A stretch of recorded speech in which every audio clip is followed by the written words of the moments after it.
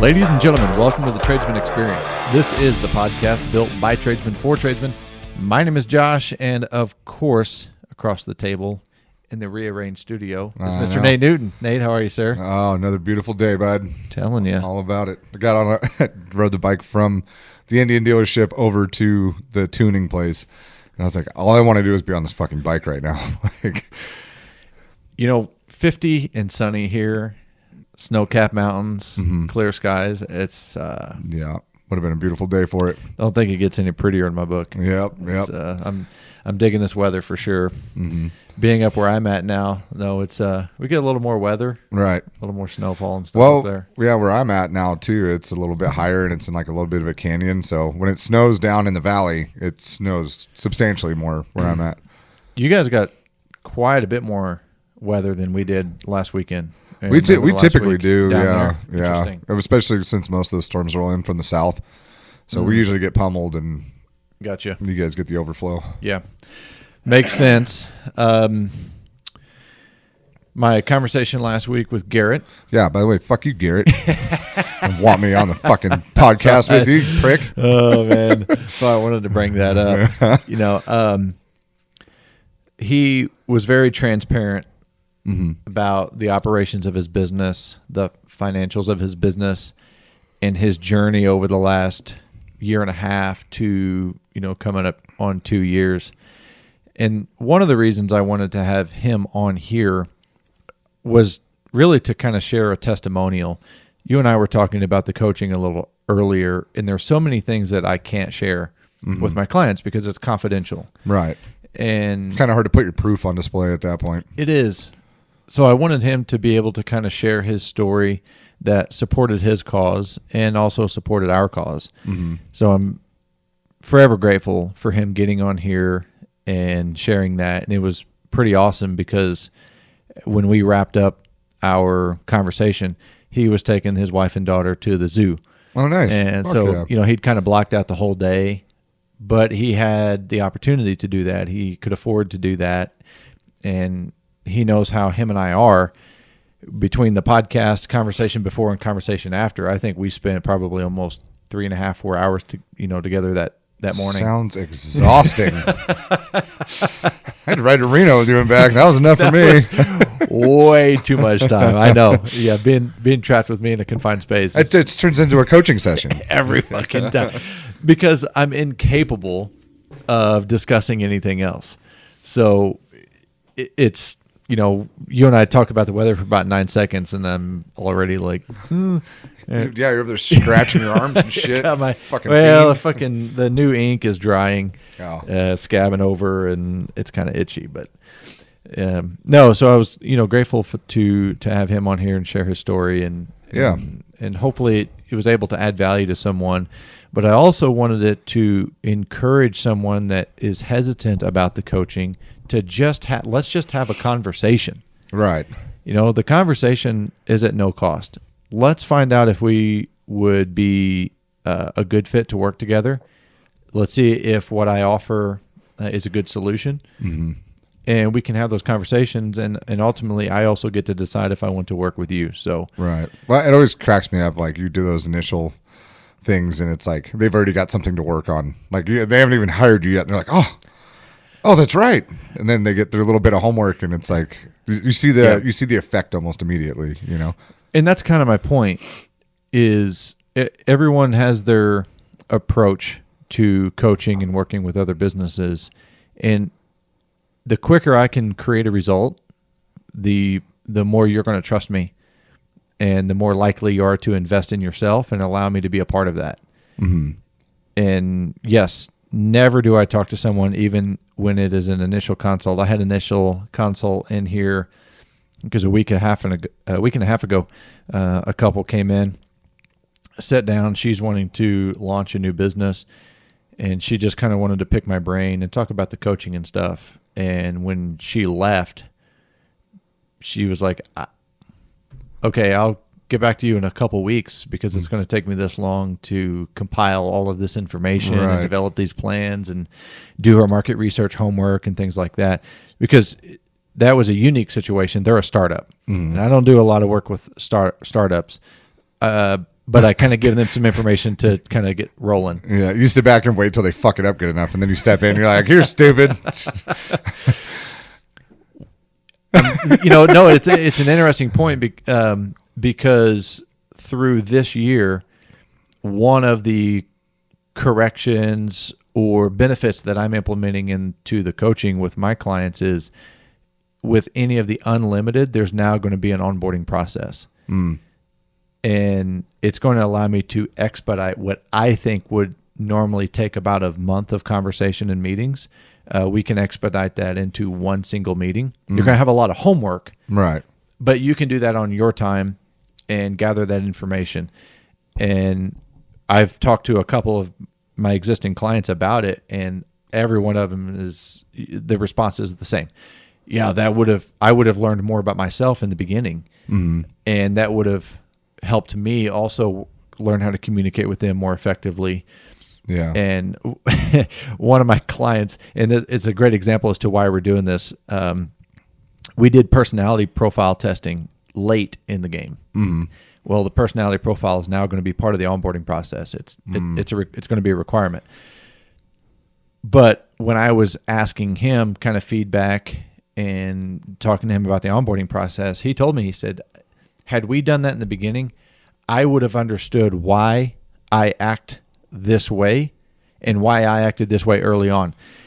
Because, and he listens to this, and I know he's going to laugh because he knows I'm talking about him. It is literally the only time I have ever seen someone score a 0 in a portion of the personality exam. So psycho. You have natural and you have adaptive, which natural is how you act and behave around people that you're comfortable with, and adaptive is the opposite. His adaptive so his the kind of the interactive personality, his adaptive interactive personality was a 0. So he's just who he is all the time? So basically his level of like stoicism through the roof is just, it's like talking, he just looks at you, and is it like talking to Tiny? Just about. And it also made sense for me because I told him, I said, the first 3 or 4 sessions that we had together, I didn't know, and I'm pretty good at reading people. I would leave our conversations and go, I have no fucking idea. I don't think we got anywhere. I have no idea if I'm doing any good or not. But once his behavior switched from adaptive to natural with me, complete game changer. So that's one of the kind of the evolutions of the coaching process that I'm working to implement is an onboarding process, and it's strictly going to benefit my clients and how I can serve them. So Garrett sharing his story, some of the things that are evolving, the merch, we're trying to get the merch out and available before Christmas. I've had quite a few people ask about the merch for Christmas. I still don't have a shirt. So. Hey man, I technically I don't either. I did those prototypes on one of those online.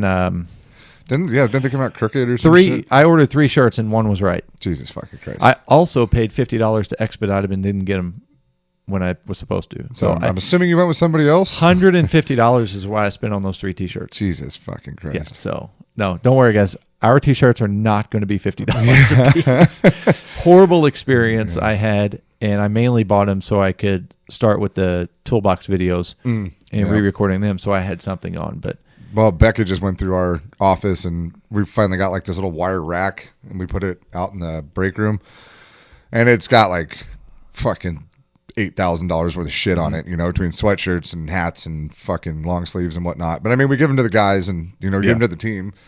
So that way they're all uniform, but like now clients come in all the time like, oh, hey, can I get a shirt? It's like, no. Like, so then we started putting prices up on everything. Yeah. Nobody asks anymore. Oh, no. Yeah. They're like, yeah, we're not. $60 for a hoodie. Yeah, fuck yeah. Yeah, absolutely. Yeah. But the quality of shirt you guys, the material's really good. Yeah, yeah. Because I mean, if we don't buy good shit, it all catches on fire regardless, but that thinner stuff catches on fire a lot faster. Well, around here, the sun will burn a hole in it. Yeah, right. And then you'll have one of the kids walking in, and you're like, you can smell them while they're walking in the door, and they come in with their head down, like, I need a shirt, and there's just a big old hole on the side of it. Yeah. Oh, Hunter. I just donated a pair of Carhartt bibs to him. Because they were too small for me. Oh.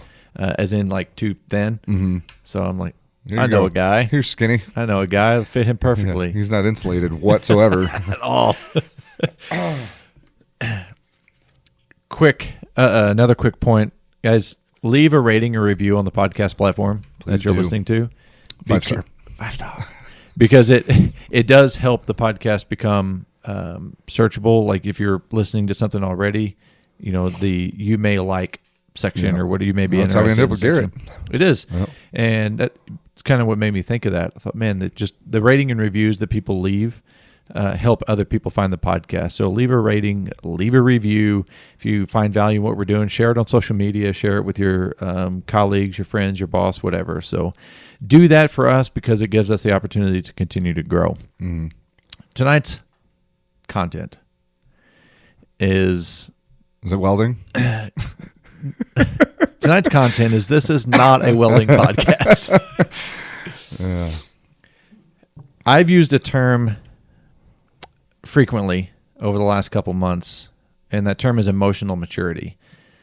And as I started to think to myself, okay, first of all, what is emotional maturity? What does that even mean? Mm-hmm. And then for me, secondly, okay, well, how do I teach that? You know, in the leadership training and understanding hardware through the personality profiles, how can we identify leadership styles and how can we teach and implement emotional maturity? So I've been going down this rabbit hole of understanding on a kind of a what I am working towards a visceral level of emotional maturity. So this conversation tonight is really an inception stage of me being able to teach emotional maturity. Mm-hmm. So I thought it was the perfect time to have the conversation and just introduce the idea and the concept of it. And you and I were joking because you had heard this term brought up Multiple times in the last 2 weeks. You know, it's like with no coincidence, right. You know, Yeah. I mean, if you wanted to find emotional maturity, my friend KB said it best. She said it's feeling the things without acting upon them. You know, like it's not about being stoic. It's not about shutting off completely. Like you still have to engage with your emotions, otherwise you're going to fuck yourself up. And I think being able to feel that stuff and not even show it on your face, you know, and being able to react logically, you know, I feel like that's a big part of it. Man, this conversation is going to be exciting because everything that you just said in that sentence is relevant to a lot of the research that I've done lately. And for one of the few times I have notes in front of me. Mm-hmm. And the first point that I want to touch on in emotional maturity is emotional awareness. Mm-hmm. Now, I encourage everyone to take some form of personality profile test. Mm-hmm. I don't care if it's DISC. I don't care if it's Enneagram. If you look in the Strengths Finders, that's a little different. There's a lot of free available resources online that will help you understand how you're hardwired.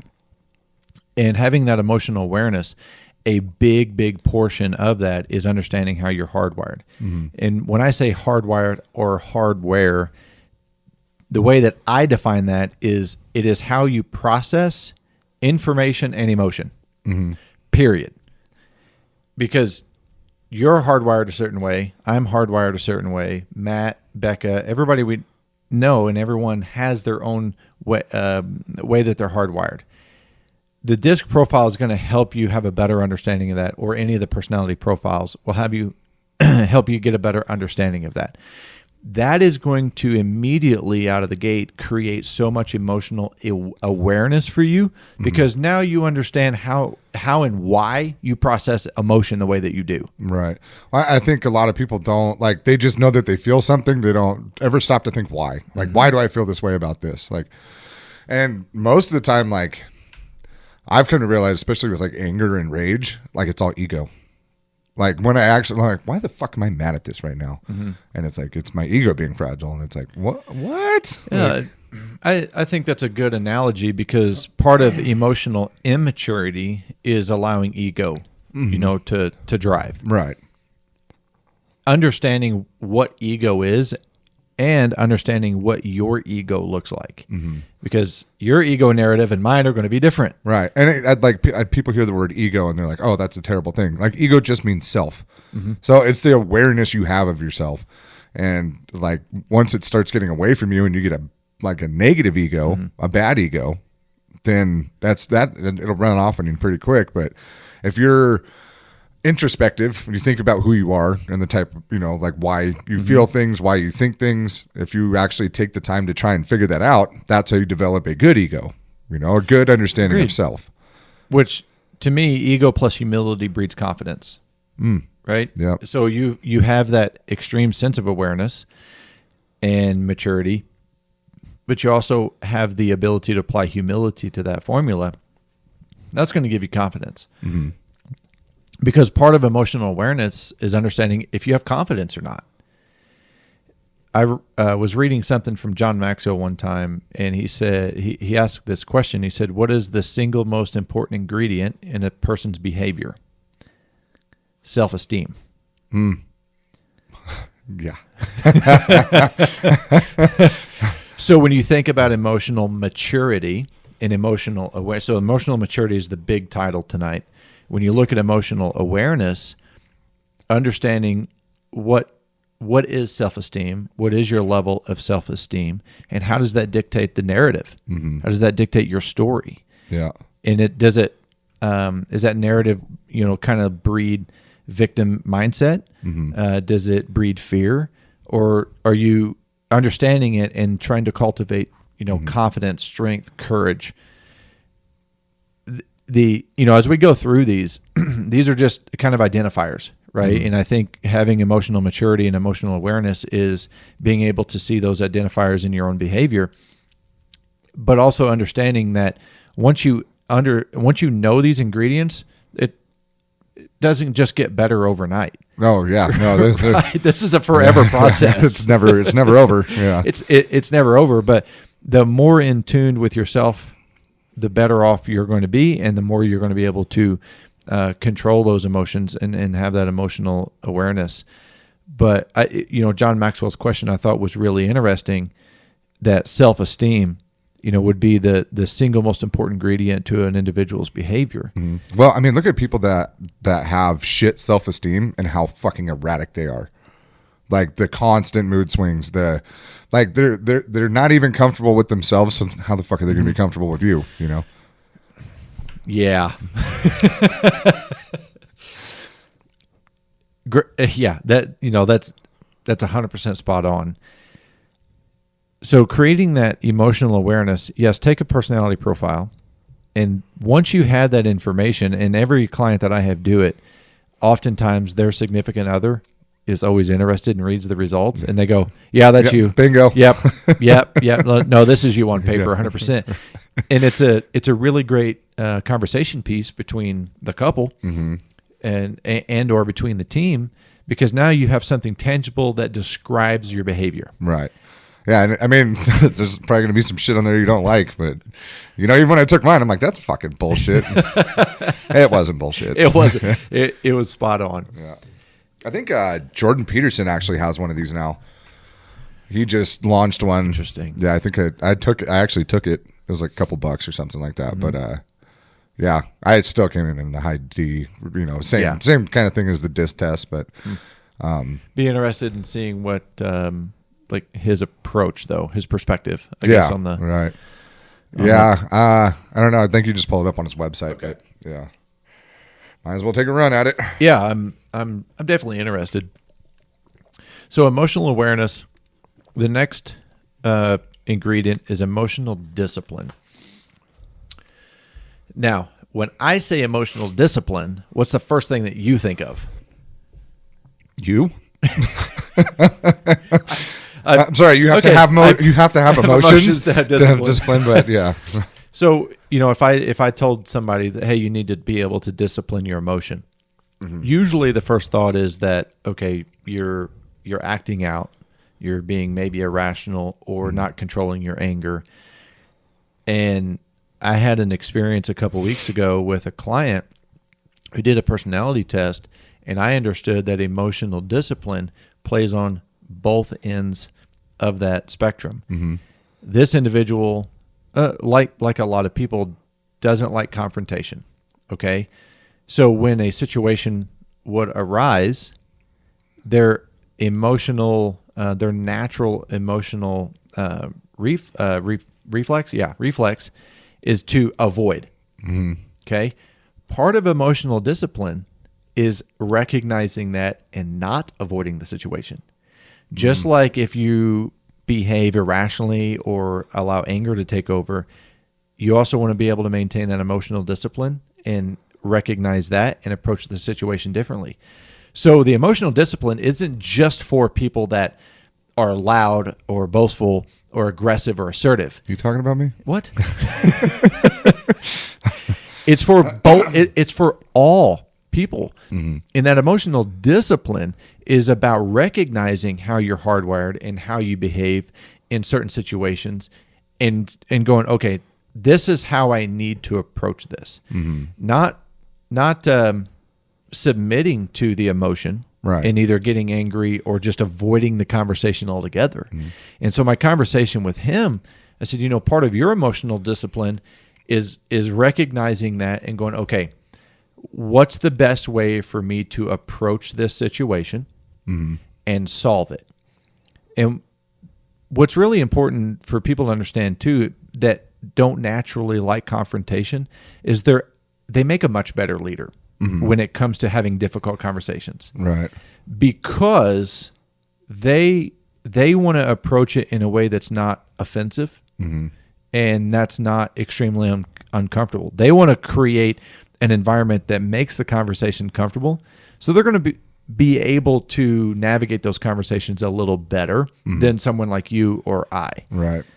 So that emotional discipline is really important in understanding how that hardwiring is. I think another good point to that, emotional discipline would be like when you have a conversation with somebody about starting a business or doing something fun or whatever. And like, do you ever notice that your brain doesn't fucking work right when you do that? Like you start firing off all these ideas and you start getting all these, mm-hmm. this pipe dream in your head. It's the same exact thing, mm-hmm. And then when things don't pan out the way that you had dreamed this thing up and you weren't realistic about it, then you're severely disappointed and you give up on the whole fucking thing. So, right, this is where I'm going to interject one of the things that I heard recently. One of the books that I'm reading is The Psychology of Money by Michael, I think it's Hauser, I can't remember exactly. But this is the first time I've ever heard this. He said, he's talking in his book that you don't have to be rational, you just have to be reasonable. Brilliant. I thought the same thing. Because we look at rational as, to me, I think when someone says rational, it's almost submissive. Yeah, it's like it's glossing over something. Yeah. And being irrational is, again, acting out, allowing your emotions to take over. So his, I don't know if it's theory or whatever, but the way he defined it was, instead of being rational, be reasonable. Mm-hmm. And to your point, when you start dreamcasting, building a business, doing fun things, and you get wrapped up in that fantasy, and then you're disappointed in the result, whether the time, the quality, or the result was just way off. If you're approaching it from a strictly rational standpoint, you're most likely not going to be as disciplined and assertive as you need when approaching something. I got a phone call Sunday, and I rarely do I take business calls on Sunday, mm-hmm. but I got a message, and it was like, I really need to have a conversation. Okay. So I call them, and they're like, hey, new business. I'm looking at starting this business. I just found out that someone else is getting ready to start the exact same business. Oh, shit. In the same town. What is it that I need to do? I said, okay, first of all, you understand the importance of timing. Mm-hmm. You do need to be first to the market. Right. However, you need to be smart about how you approach the market. You need to really identify and understand how you can get into the market first. What is it that you're best at? Let's plant that flag. open the business, work in your lane, and then start to compound. Because the sooner you do that and start to create that market awareness, then you can start to compound the other services that you're wanting to offer. Mm-hmm. If you were to approach that situation rationally, you're going to be reserved. And that was the conversation that they had. They were, kind of panicking a little bit because they didn't have their rational plan laid out. Mm. So we deconstructed that and took a reasonable approach. Mm. But I told them, I said, you need to be very assertive about this because timing is important. I'm not saying that the market can't handle both businesses because I think that it can. Right. But let them chase you. Yep. You don't want to be second. Yeah, you want to be the first one with feet hitting the ground on that one. Right. Yeah. That's right. Yeah. No, I really like that angle to it, because there's not a lot that's rational about starting a business, like No. You're usually giving up on some other job or, you're making these leaps that terrify the fuck out of anybody. So it seems very irrational, until you've done it once, and then you're like, okay, it's doable, and you've seen other people do it, but it's, being reasonable is probably the only thing that's kept us in business, like, and that's because we can be a little irrational, but we're reasonable about things. Like, what can we really fucking take on here? What's it going to take for us to take certain things on? I mean, if you look at the stuff that I'm bidding on right now, like we're stepping into a whole other fucking echelon of shit, and it's like we're going to need more people, Right. And so, like, the idea of bidding on all this shit and signing contracts and then just being like, oh, we'll figure it out as we go. Like, it's reasonable, but it's rational as fuck, Right. If you're being completely rational about that approach, you may not pursue that. Yeah, you'll spend $100,000 trying to train up a team, not knowing if you have the fucking work out ahead of them. Right. So I thought it was a really brilliant, I don't know if you want to call it an ideology, but I just really appreciated how he broke those two things down and looked at, be reasonable. It's not about being rational. It's about being reasonable. I thought, God damn. So to me, again, is it coincidence? I don't know, but talk about a level of emotional maturity, right? Being able to decipher those two, right, and understand which one needs to be the play. Being reasonable over just being rational. Oh man, yeah. Like I think I hit rewind on that part like multiple times because I'm like, man, I really want to understand it's this. The mantra of the risk taker, Yeah, I think you're 100% right. So having that, having that emotional awareness, having that emotional discipline, and recognizing that, now these aren't in any particular order. I kind of wrote them out a little bit in order to just navigate this conversation. But the next two are going to seem contradictory, right? The next one about emotional maturity is commitment. Back to your point of dream casting, fantasizing, getting lost in the idea, which I call falling in love with the idea and not committing to the work necessary to produce that result. Not committing is a significant sign of emotional immaturity. Because to me, you're already starting to fabricate failure. You're starting to fabricate excuses as to why this didn't work. Giving yourself an out. And to me, again, right, I think that's part of being rational. It's like, well, if it doesn't work, I tried. Did you? Did you actually commit in a way that you were willing to say no to all the things you needed to say no to? And I talked about this on one of the previous episodes, just a year. If you can't commit to a year, you're not going to commit to 40. Right. You're not going to commit to learning and growing and developing yourself and doing market research and market awareness and building relationships and talking to people. If you're not willing to commit to building that dream and starting that dream for a year, because you're going to get your ass kicked a lot in that first year. If you can stick it out through that first year, that shows quite a bit of grit, And if you're paying attention, you can learn a lot about your business and yourself in that first year.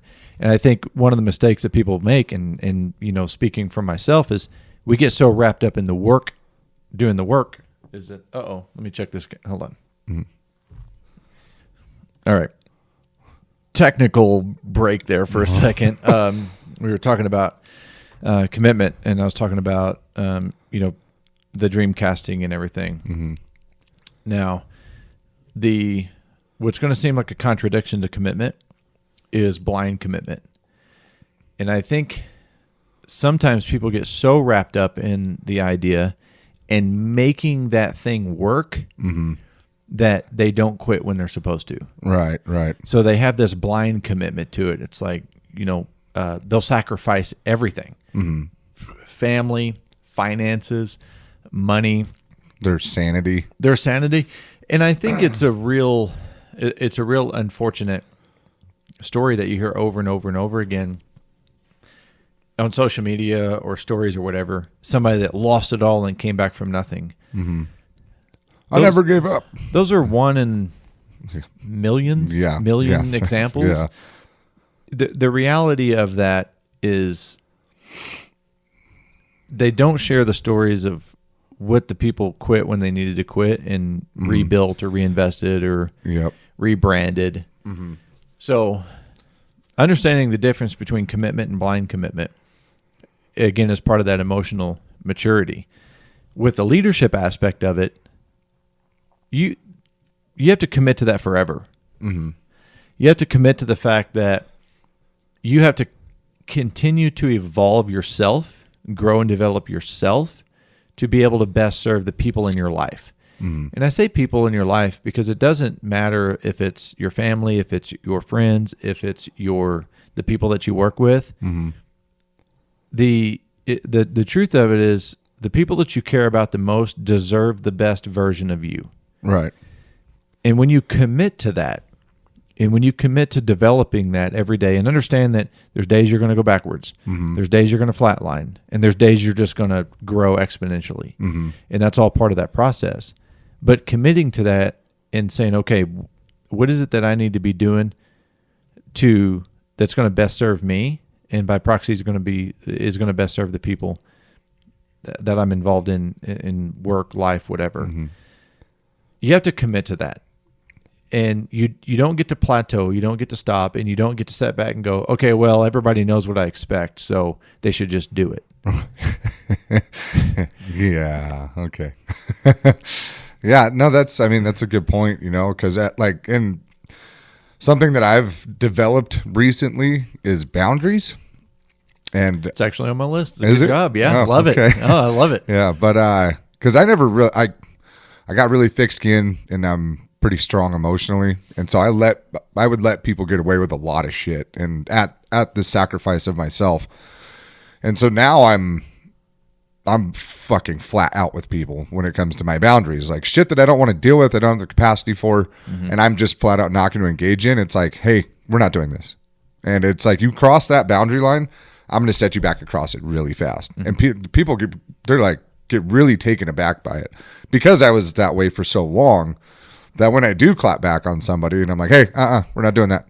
It's like, well, why are you being a dick all of a sudden? I'm like, no, I'm just being blunt. Isn't it amazing that you set expectations with people when you're not trying to set expectations with people? Right. Yeah. Right? The expectation was that you would absorb it, or you would always say yes. Boundaries are so important. Yeah. So important. And you have to understand that with boundaries, that's on all aspects of life. You have to have emotional boundaries that when you cross those, that you need to say, okay, we need to stop. I need to decompress. I need to digest what has happened or is happening. And I need to reapproach this. This whole concept of going, especially in personal relationships, okay? We're gonna duke this out. We're gonna fight about it until we solve a problem. Well, when you're yelling and when the emotions are driving everything, nothing reasonable is getting done. Right. And having those boundaries and knowing that about yourself, I'm very aware of my emotional boundaries. Very, very, very aware.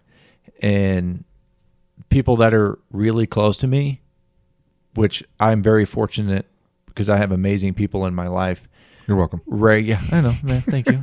Rarely is there ever a conversation where those emotional boundaries are even approached. Right. Oh, dude, and I do find that it's like, it's the people that believe that you owe them something are the ones that will hit those boundaries the hardest.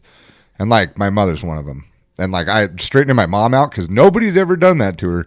So when I straighten her out, fucking her whole world turns upside down. Also, not my fucking problem. Mm-hmm. Like if she wants to act that way, she can act that way, and I'll talk to her next time. All right. Well, let's trot down this lane shortly because you and I don't speak from experience, but the parenting, mm-hmm.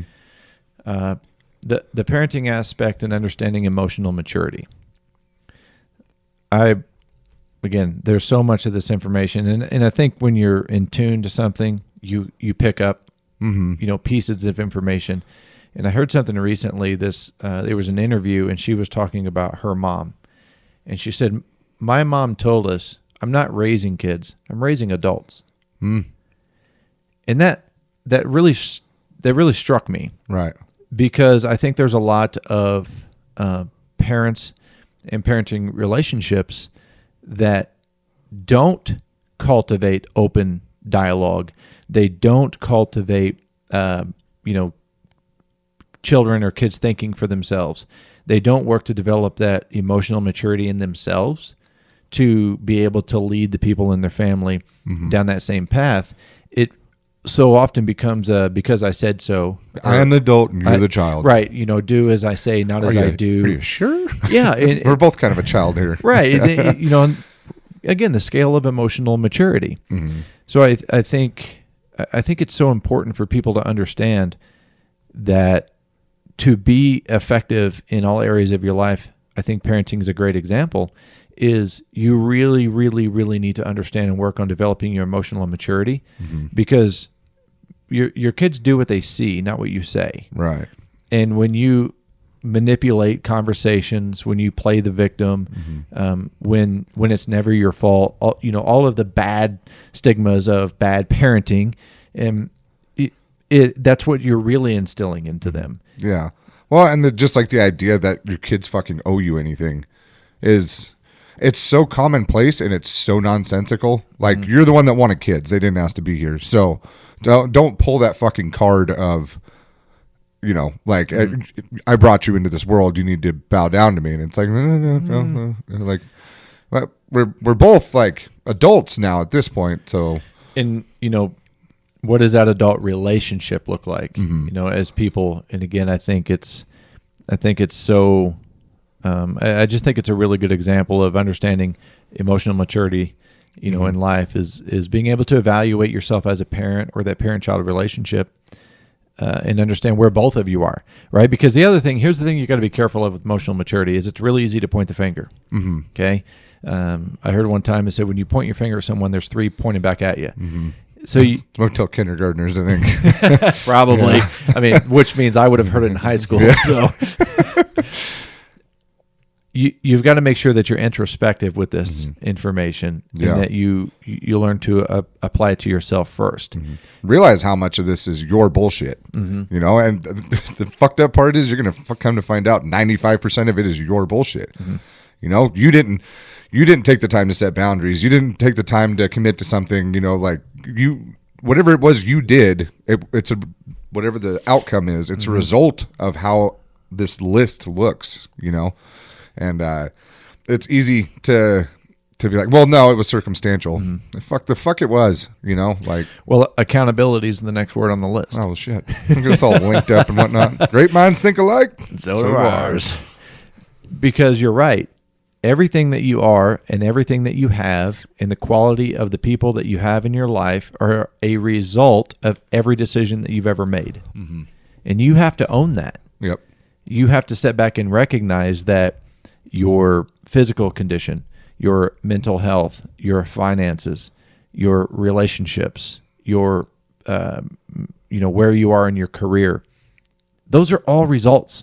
Mm-hmm. What you see today is just a result of the decisions that you've made before now, mm-hmm. as far back as, forever. Right. In your life, you look at decisions that people made as children that still affect their behaviors today because they've never matured past that point. But having that sense of accountability is really owning your shit in all areas of life and going, okay, everything in my world is my fault. Yep. There's always going to be outside forces, but it's a matter of how you react to them, you know? And that's the victim culture that we live in nowadays. It's like, well, you know, like everything's circumstantial. And it's like, no. Just make better decisions, you know? Are you going to fuck some up along the way? Right. Fuck yeah, you are. But as long as you're being analytical as you go about it, it's pretty easy to make adjustments, you know?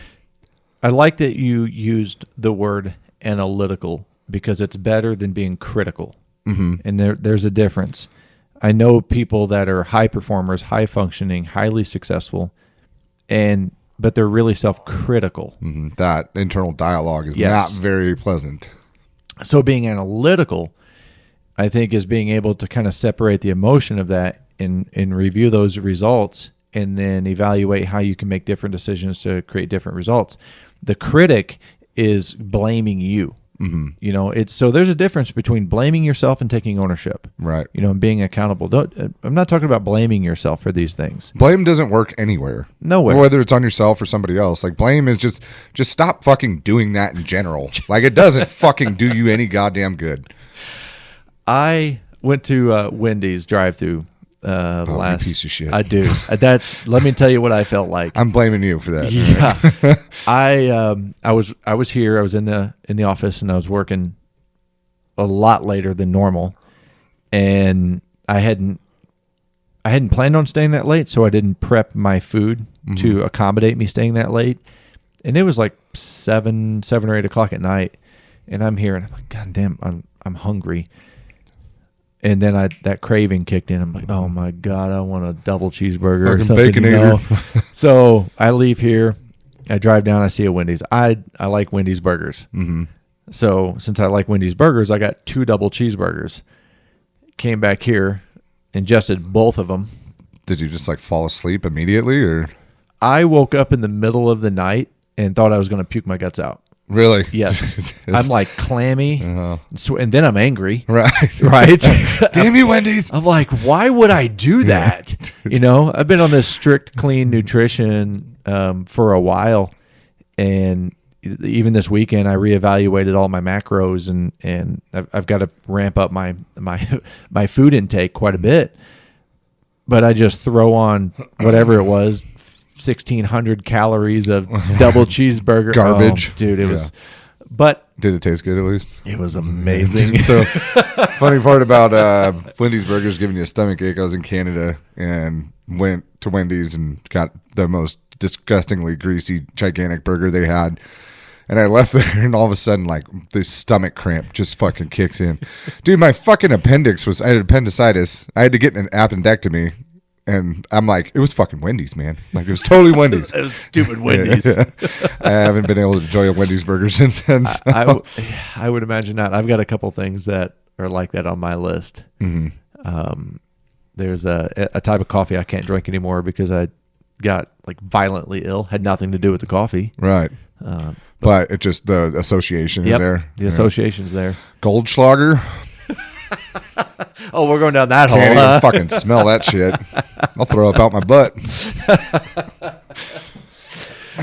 So you have to have an extremely high sense of accountability, you know, for everything. And that's honestly the most freeing thing that you can do for yourself. I Like, agree. that makes this so much easier when you just take everything on yourself. You're accountable for it, and you have ownership of everything that goes on. It makes being emotionally mature a lot easier. As a lot of good leaders do, especially very caring leaders, one of the mistakes that they make is they try to assume accountability for their team. Yep. And the reason I say it's a mistake is because it doesn't support the standard. It also gives you an excuse to not have the conversations that you need to be having, whether it's course correction, whether it's behavioral, whether it's system implementation, whether there's an issue with standards. It doesn't matter. if you're taking on accountability and say, well, I didn't make that clear, I didn't do that. No, that's not what it's about. It's not about taking accountability for other people. It's about taking accountability for yourself.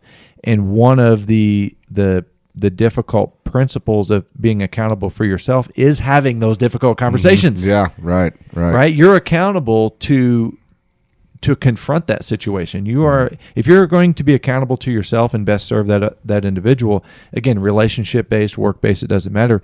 Like, you have to be accountable to yourself, and you owe it to that person to have those conversations, good and bad. Yeah, because we definitely did that quite a bit, and it still creeps up every once in a while. Like personal accountability there can be a blurred line there. Yep. And so, but we noticed a lot of negative outcomes because of that, because we weren't holding them accountable to their shit, and then it just spirals. Like they're just like, oh well, whatever, they're gonna take it on them, so fucking I'll do whatever I want. The terminology you used, you have to hold people accountable. But you can't be accountable for them. Right. So you do have to hold people accountable, and you hold them accountable to the responsibilities and expectations that they agreed to. Mm-hmm. And in a company, when you're doing onboarding and you're doing team meetings and I don't like the term evaluations, but you're evaluating operations. People made an agreement when they came to work in your company. And part of holding people accountable is making sure that they're holding up their end of the agreement and that you're holding up your end of the agreement. And when you expect someone to show up to work at a certain time and they don't do it, well, they're not meeting their end of the deal. They're not meeting the expectation. So you have to hold them accountable to what they said they were going to do. Right. It's honestly, like, once you start getting in a rhythm of it, it becomes much easier. But the first couple goes at it is it's very awkward. Yep. Yeah. But then you start getting to a point where it's just uncomfortable for them. You're like, whatever, fucking, we have to do this, and it does subside, know. But that's, being a leader, that's one of those parts about the job that nobody really likes, Agreed. It's got to be done. Yeah, I agree. And it has to be done. Yeah. It's non-negotiable. Mm-hmm. It'll go fucking sideways if you don't. Agreed. Yeah. We touched on humility a little bit earlier in talking about. Clearly, I don't know anything about that. Well, here's why I jumped to humility, and I'm gonna back up to the word in front of it. And the reason I wanted to go to humility is because I want to really be clear with something here. I'm not good at a lot of these. I need to really work on a lot of these ingredients of emotional maturity in my own life. And that's one of the reasons I'm excited to share it. As I stated earlier, this is an infancy stage. This is just an introduction to the idea, because I want to be able to equip myself on learning how to apply it and then learning how to teach it. So I wanted to go to humility, but I'm going to jump back to an example, and it's empathy. Talk about shit we suck at. And I don't even know how to have a conversation about empathy, to be honest with you. I've honestly been developing it a lot more lately, but me too. I think I had to break down some walls in myself. Like I had a hard enough time dealing with my own emotional shit that I couldn't fathom reaching out to somebody else's emotional shit. So it's, it took some introspection to get there, but I mean, I am becoming more aware of it, and it's happening in almost like a commonplace sense at this point. But for the longest time, I was a fucking serial killer type motherfucker, and I know for a fact you were, so it's Here's the way that someone explained empathy to me one time was, picture yourself in the other person's shoes. So I think, like a lot of these, like trying to be accountable for someone, I think you can go too far with being empathetic. I think you can go so far that way that you don't voice your ideas, you don't voice your perspective, you just agree with the other person because you're being overly empathetic to that individual. Yep. You go, oh, well, I guess if I was in that situation, that's how I would behave. And then you excuse the accountability. Right. So I think that pendulum can swing too far. Yeah. I with you, you and I have experienced some very similar paths over the last few months, and I too have been intentional about being empathetic. For me, the best way that I have been able to practice that is really seek to understand the other person, not Yes. putting myself in their shoes, but understanding them from them in their Right. shoes. Because I think that's where we fuck up, is that people that are trying to develop empathy, they do the thing where I'm going to put myself in their shoes, but then you take your consciousness with it, and you're like, well, if this is going on in their life, I would just do this, and you know, like, this is how I would react in their situation. It's like, well, you're not in their fucking situation. You haven't been down the life path that they have. You know, there's some days where it's when somebody's just being fucking nasty, where it's really fucking hard to be empathetic towards them. But I find that those are my biggest moments of growth. Like when somebody's just being a fucking asshole, and I just kind of like, I can let it go. I don't take it personally, Right. You know, and it's like, it's fucking hard to do, but man, do you get a lot of growth out of that. I agree. Well, there's one of the terms that I actually want to end this conversation with. I want to circle back to that, so remind me, because I can tell you, even above empathy, it's the one I struggle with the most. But one of the lessons that I've learned that I've been trying to apply is to ask, and this is going to sound weird, but it's the best way I can explain it, is ask compassionate questions. Yeah. Like from a place of compassion. Yes, which I lack. I think it's kind of married to empathy. Or I think it's married to sympathy sometimes, you know, like compassion. I feel like when Right. it goes too far, it leans towards sympathetic, and I don't do sympathy. An example would be my normal dialogue would be like, dude, what the fuck's wrong with you? Yeah. Okay. Well, there's another way to talk to people other than that. and that's kind of what I've been trying to figure out. It's like, all right, if I'm going to understand empathy and I want to get questions that support that, that means I have to ask empathetic questions. And I think that part of that has to have some level of compassion with it. And, so I may rephrase the question of like, hey man, it looks like you're kind of going through a lot. Like, how can I help? Yeah. And it's like, okay, so now we're playing a more of a supportive role instead of accusatory. Yeah. And they're not, if you're accusatory, that just leads to defense. So Because the other thing, here's the reputation that I've built, is that real piece of shit. yeah, is that I don't fucking care. Yeah. Right. And I'm not gonna be like, oh, I'm a hard ass, I don't fucking care. No, that was my programming for a long time, is I don't fucking care, right? Right. And I'm not bragging about that. It's cost me a lot of valuable relationships over my life, and I think part of having that emotional maturity is recognizing that in myself and going, okay, so you don't have the emotional attachment to the situation or the behavior of the other individual, but why would that excuse you from trying to understand it from an empathetic point of view? Yeah. Yeah. I mean, think about all the shit you're going to learn, It's been pretty eye-opening. Right. It's been really eye-opening for me in just some of the conversations that I've had. So, empathy is one of those really, really interesting ones for me. It's kind of a new thing. I'm not sure that the two wires in my brain will ever connect for me to be sympathetic. There's just a gap there. Right. But I'm working on the empathy thing. Vulnerability kind of aligns with that too. And I think that's, being vulnerable, again, this is something that you and I have experienced for maybe the first time in our lives. Yeah. Right. Yeah. Me experiencing the state of vulnerability, and I'm not sharing, but I'm thinking about a specific situation. It's like, okay. Yeah. Like, Well, like, I don't know about you, but like, I felt like I wasn't in control of a lot of shit for a couple months. And like being vulnerable actually allowed me to gain control over a lot of stuff. Like, it's once you're open and honest with people, fuck. I mean, it takes all the bull, because you think about it. You ever have a conversation with somebody and you're excluding shit out of it. Well, it matters. So they're fucking making up some narrative in their head, right. which isn't going to match whatever the fuck you're trying to avoid telling them. So now it's like, now I'm just open about everything. I'm like, what's the fucking worst that's going to happen? You're going to walk away? Fucking tits. See it.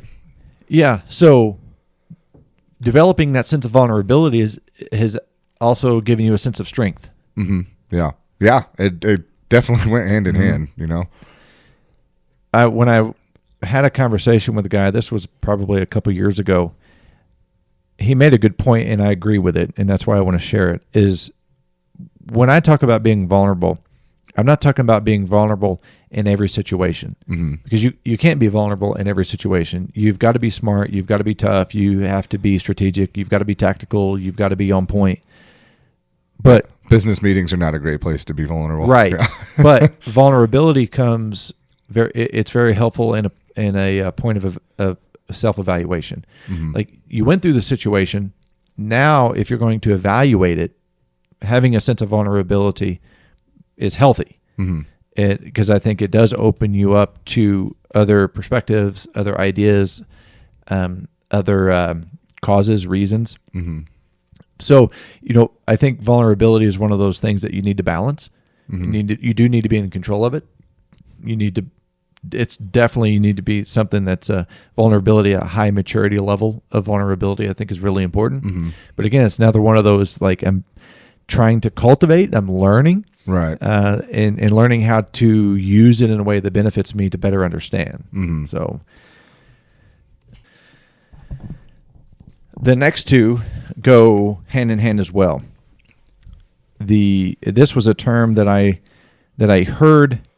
I was at Nevada Day, the gentleman that hosts Nevada Day every year, and I was having a conversation with his wife, and she used this term, fellowship. Because we, as always, as I do. Well, you were talking about leadership? We were talking about leadership. What the fuck? I know. Very unlike you. Being all empathetic and talking about leadership. What the fuck? Hey, who are you? So in our conversation, she brought up the word fellowship or fellowship. And I'm like, I feel like it was one of those terms that I had been missing. Like, I've been searching for. Because without followers, there is no leaders. Right? So leadership and fellowship are these two terms. So when I look at those in a sense of emotional maturity, some of the best leaders they show the best sense of fellowship. And I think if you're one of these individuals that it's like, well, this is my title, I'm in charge. Obviously you lack emotional maturity, but you really lack the understanding of fellowship. That it's not about you and your position, it's about the mission. Right? The purpose, the goal, the project, whatever it is, and that the best idea wins. So your ability to follow others clearly dictates the quality of leader that you will be. Yeah. You gotta know how to follow in order to know how to lead. I mean, because if you're not able to do that, you're just going to turn into a boss. You're just going to point fingers and tell people what to do. And agreed. We've all been in those positions, and that fucking sucks. So. We have, and I think a good test of this, okay, would, if you have emotional maturity, to look at yourself from the perspective of your team and ask yourself this question: would I follow me? If I had a boss that behaved the way that I behave, communicates the way that I communicate, sets and drives standards that I set and drive, would I be able to follow that individual? Is it even possible? Right? Or are these unrealistic? Are these fabricated standards that we're trying to push people to and hold people to? So I think understanding that correlation between leadership and fellowship is really being able to detach yourself from your position and ask, okay, would I follow me? Do I understand my expectations and could I meet them? Right. Well, and you also have to be able to kind of detach from who you are at that point too. Because if you're the one everything's going to sound like it's a good idea when it's your fucking idea, right? So, of course. Yeah. I've never had a bad idea. Never, not once. That fucking dirt bike jump was the best idea I ever had. Grandpa Chuck used to say, he said, I've only been wrong twice in my life, and one of them wasn't my fault. So I've never had a bad idea. Yeah. But so you have to be able to detach yourself from that a little bit and look at it objectively, and I feel like a lot of the stuff in this concoction of shit we're talking about, like your ability to be objective is critical. You know, like it's going to go much faster, and you're going to get far better results when you take your bullshit out of it. You know, and I think that's hard for a lot of people to do. Yeah. I know I'm not the best at it. Well, to be a model leader, right? So if I were to ask you this question, what is what's the greatest mistake that leaders make? Communication. They don't lead themselves first. Right? They jump into the systems, they jump into the standards, they jump into the expectations, and they jump into the commands. Mm-hmm. And they refuse to lead themselves first. And by leading themselves, okay, back to this, is they need to understand that they need to have emotional awareness. They need to understand what their leadership style is. They need to understand the quality and the level of relationships that they have with the people on their team, so they know how to best influence them to accomplish the things they need to do that's going to benefit everyone, not just them. Mm-hmm. So it's really easy for people to get into a position, say that they're a leader, but their behavior states otherwise. Their behavior states that they're a manager, and they start pointing the finger. So it's really important to lead yourself first, to understand yourself first. That's the best way that you're going to be able to serve your family, your team, your friends, your gym crew, whatever it is. You need to be able to know that about yourself. That's how you're going to develop yourself as a high functioning, but more importantly, highly influential leader. Mm-hmm. Yeah, I agree completely. We talked about boundaries, and now this is the last term, and this is the most difficult. And when I saw this, when I was doing my research and I saw this word, I was like, fuck. God damn it. And then more shit for me to fucking do. And I was like, okay, this is like one of those, like, okay, you got to be humble. Let's work to understand this. And it's being apologetic. Because I don't believe in apology. Mm-hmm. Right. Yeah. So for me, like, in here, I guess I can't say that I don't believe in apology. I don't care about apology. Mm-hmm. You want corrective measures. That's what I want. Right. And I don't even want you to apologize for it. To me, the best apology is the corrective measure. Correct your behavior. Yeah. Because if you apologize for something and then you fucking do it again, the apology doesn't mean shit. It's worthless. Yeah. It's just you're not sorry you did it. You're sorry you got caught. Right. So it becomes this overused vocabulary of an excuse. Again, this is my opinion of an apology. Yeah.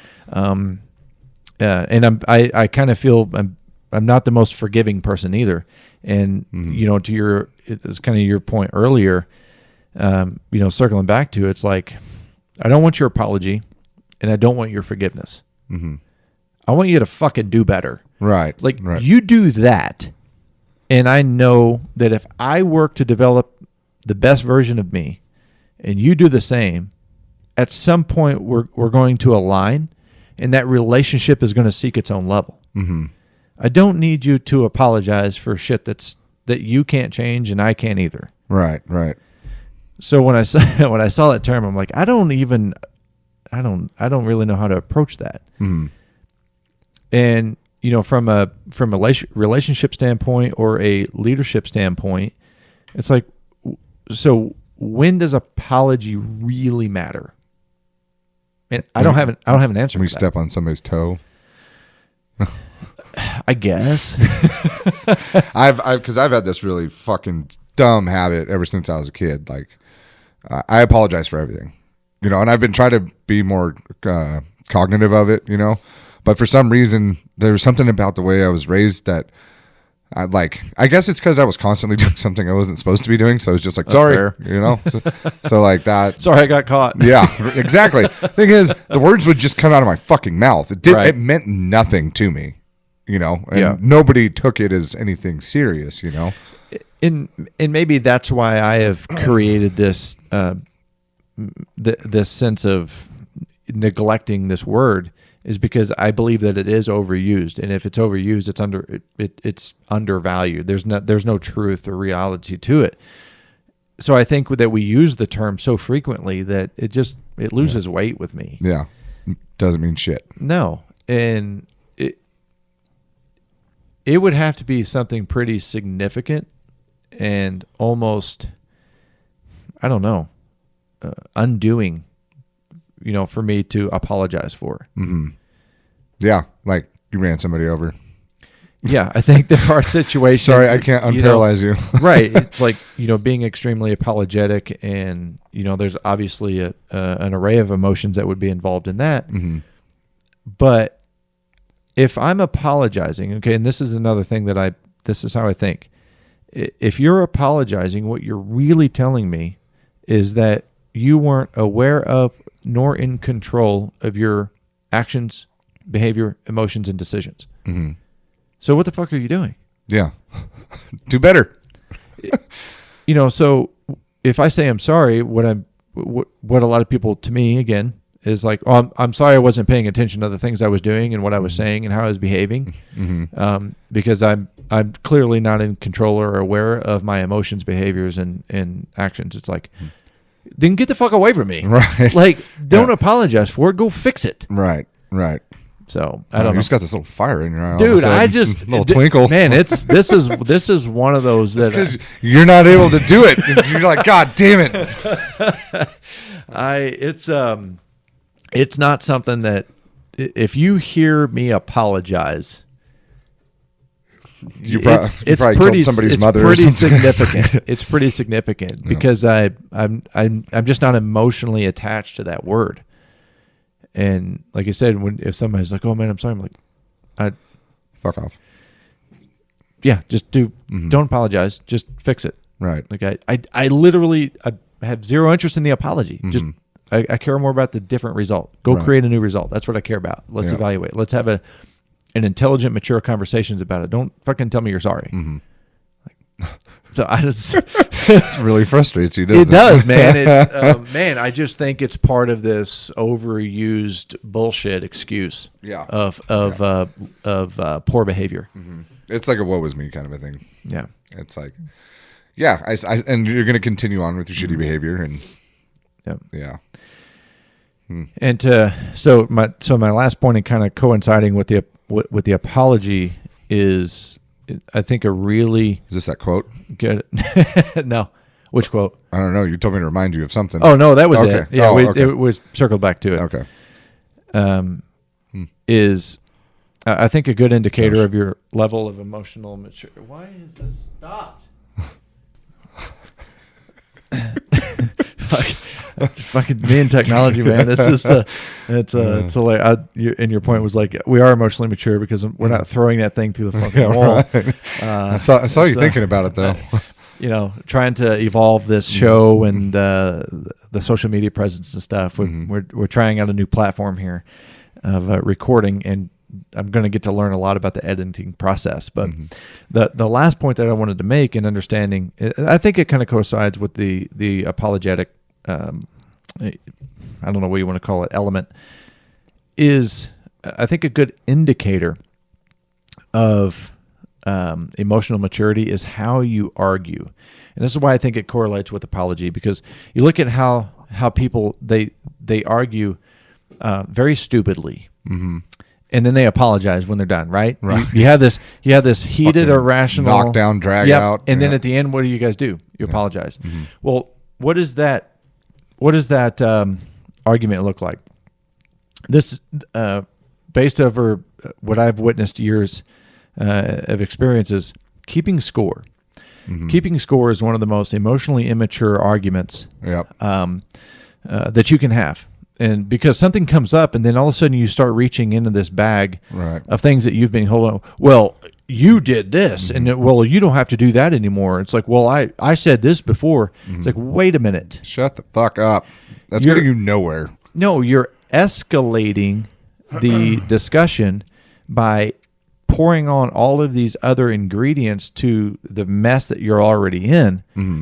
And the reason people do that is because they want to feel like they are the dominant in the argument or that they're in control of the argument. So what they'll immediately start doing is, by keeping score, is they start verbalizing negatives about the situation, about the relationship, or about the other person. If you ever get to watch it, it's comical because it makes no fucking sense. Right. Like, if you're getting to witness that objectively, it's like this Asian movie has English, subtitles. Yeah. It's like Yeah. the words don't line up with their mouth. It's right. it's so confusing. Yeah. Well, dude, like have you ever been in a restaurant and you hear some fucking couple start going at it in the restaurant? Because I've done this before, where I just turn around and I start laughing at them, and I'm looking at them while they're doing it, and they're like, and then they're mad at me, and then they're fucking fine with each other. And it's like, you're both fucking dumb. Like, completely immature. Right. Completely immature. So I think it's a good indicator, right, of like emotional maturity is, how do you handle conflict? How do you navigate arguments? Do you have some of these other ingredients in this? Or are you one of those, it's like the conversation turns to keeping score. It turns to manipulation. Here's another indicator. If you're yelling, yelling is one of the most immature, absolute most immature behaviors that you could see in an adult, like an adult. Yeah, not to say we haven't done it or don't do it. It's fucking stopped again. I'm fucking over this camera. Whatever. That one's done. Yeah. I'm fucking over that camera. God damn it. No, again, that's why I said it earlier. I'm not saying that I haven't done. Now, I will tell you, I have not. This is true. I have not yelled in an argument, especially in a relationship, probably since I was 20 or 21. That because, okay, we're talking about having that emotional awareness and boundaries. I learned early on, if I am to that point, we need to pick this conversation up a little bit later. Right. I have done it drunkenly. I mean, it's extremely rare, but yeah. And it's usually when I'm in some vulnerable state, and it's like, I guess prior to the last couple months, I didn't feel comfortable being vulnerable, so it was like, well, then your defense that was my defense mechanism. That's right. Yeah. It's like, I'll be loud and big burly, talk to me, fuck you. Yeah. I'm like so glad nobody was recording whenever I said whatever stupid shit came out of my mouth, Sometimes I think that would be a really good dose of reality for us.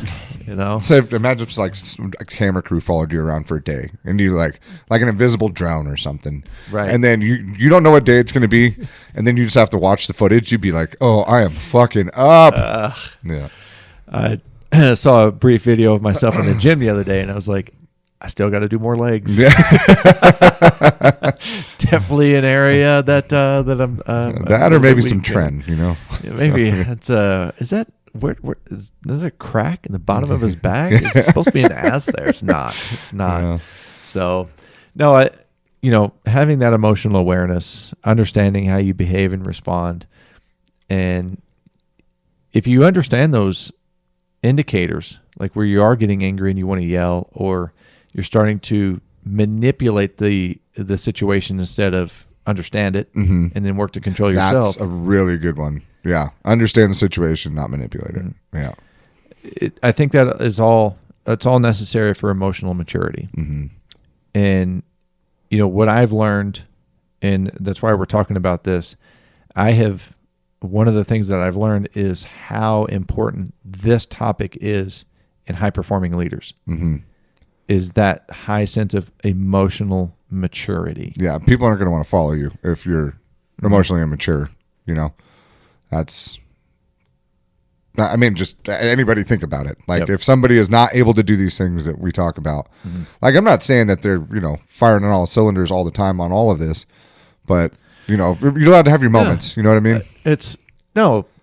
Very good point. Very good point. It's okay to fail at these things. What's most important is that you work to continue to grow and develop in these things.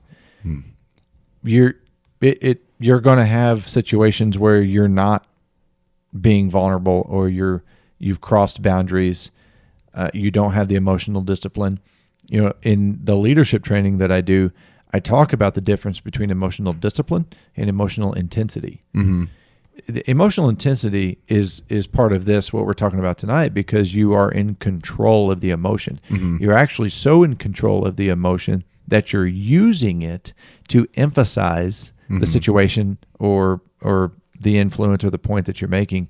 But again, you're doing it in a controlled manner, not in a manipulating way. Right. So having that emotional intensity and understanding that is very good.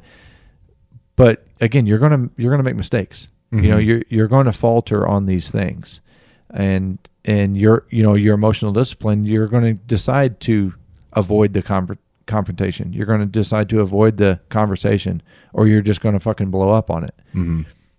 This isn't about perfection; it's about progression. Right. But I think because all this shit's going to change as you go along. It should. Your idea of what these things mean is going to evolve. That's as they should, right? As they should. I think back to when I had the HVAC company. I left the HVAC company in 2018. Mm-hmm. I wasn't a fraction of the leader that I am today. Right. And I got involved in that company in December of 2013. Mm. I'd only been exposed to this stuff for about a year at that time, and left in 2018. I was a leader, but I wasn't a great leader. Mm-hmm. I was working on it. Right. But I didn't have near the emotional intelligence that I do now, and have near the emotional maturity that I do now. And in 5 years, I'm going to say the same thing about today. Right. And I hate this fucking word, but I think it attributes to a lot of this stuff, and it's trauma. Like, I feel like that's one of the most overused fucking words when people want to talk about Well, how do you their define emotions. it then? I see trauma as like fucking, getting your ass beat, like physically getting beat up, or losing a parent or something. Mm-hmm. But like, people are like, this fucking thing was a color I don't like, and it's like a traumatic thing for them, and like they have these mental fucking breakdowns. I think it's just overly used, and it's taken away from what like the gravity of the word really is. And like, I think of trauma like ER, like trauma center, like something fucked up happened. Not an inconvenience or a fucking unpleasantry. It's like something fucked up went down.